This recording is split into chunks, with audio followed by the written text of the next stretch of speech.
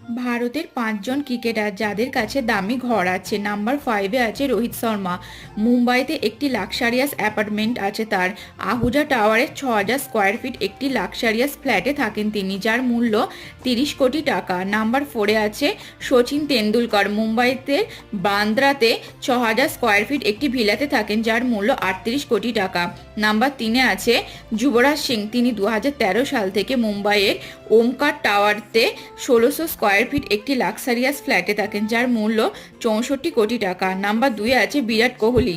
গুরগামে 80 কোটি টাকার একটি ভিলা আছে। এছাড়াও মুম্বাইতে তার অনেক ফ্ল্যাট আছে। নাম্বার 1-এ আছে MS ধোনি।